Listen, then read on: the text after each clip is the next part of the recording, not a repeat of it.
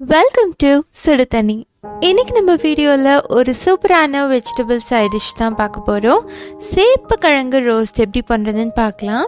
இதை சாப்பிட்டா சேப்பக்கிழங்கு மாதிரியே இருக்காது, அவ்வளோ டேஸ்ட்டாக இருக்கும். இதை கண்டே பிடிக்க முடியாது, எல்லாரும் உருளைக்கிழங்கான்னு தான் கேட்பாங்க. அவ்வளோ ஒரு சூப்பரான ரெசிபி. இதோட இன்க்ரீடியன்ஸை நான் டிஸ்கிரிப்ஷன் பாக்ஸில் கொடுக்குறேன். இப்போ வாங்க சேர்ந்து சமைக்கலாம்.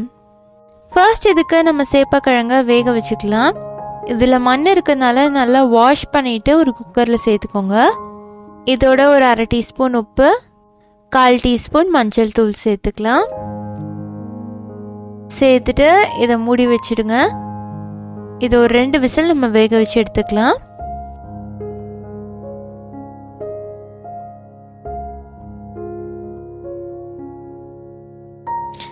இப்போ 2 விசிலுக்கு அப்புறமா இது நல்லா வெந்துருச்சு. இப்போ இதை எடுத்து இதோட தோலெல்லாம் நம்ம உரிச்சு எடுத்துக்கலாம். இது வெந்திருக்கனால ஈஸியாக உரிக்க வந்துடும். எல்லாத்தையும் இப்போ ரிமூவ் பண்ணியாச்சு. இதை ஸ்லைஸஸாக கட் பண்ணி வச்சுக்கலாம். இது இருக்கட்டும். அடுத்து ஒரு கடாயில் 1/2 டேபிள் ஸ்பூன் எண்ணெய் சேர்த்துக்கோங்க. எண்ணெய் சூடானதும் இதில் 1 டீஸ்பூன் கடுகு, 1 டீஸ்பூன் உளுத்தம் பருப்பு, 1/4 டீஸ்பூன் பெருங்காயத்தூள் சேர்த்துக்கலாம். இது நல்லா பொரிஞ்சதும் இதில் ஒரு கொத்து கருவேப்பிலை சேர்த்துக்கோங்க. இப்போ நம்ம கட் பண்ணி வச்சிருக்க சேப்பக்கிழங்கு எல்லாத்தையும் உள்ளே சேர்த்துடலாம். சேப்பக்கிழங்கு ஒன்னோட ஒன்று ஒட்டிகிட்டு இருந்தா அது தனித்தனியாக செப்பரேட் பண்ணி வச்சுக்கோங்க. அப்போ தான் நல்லா முன்ன பின்ன ரெண்டுமே நல்லா வேகும். லைட்டாக ஒரு தடவை ஃப்ரை பண்ணி விட்டுக்கலாம். இப்போ இது கூட ஒரு 1/4 டீஸ்பூன் உப்பு, 1/4 டீஸ்பூன் மஞ்சள் தூள் சேர்த்துக்கலாம். சேர்த்துட்டு நல்லா மிக்ஸ் பண்ணி விட்டுருங்க.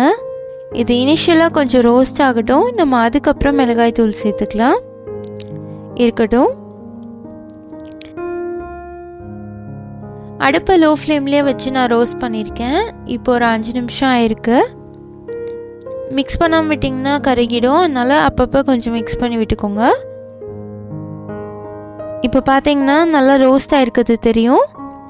இதோட ஒரு 1/2 டீஸ்பூன் மிளகாய்த்தூள், 1/2 டீஸ்பூன் கரம் மசாலா சேர்த்துக்கலாம். சேர்த்துட்டு நல்லா மிக்ஸ் பண்ணிக்கோங்க.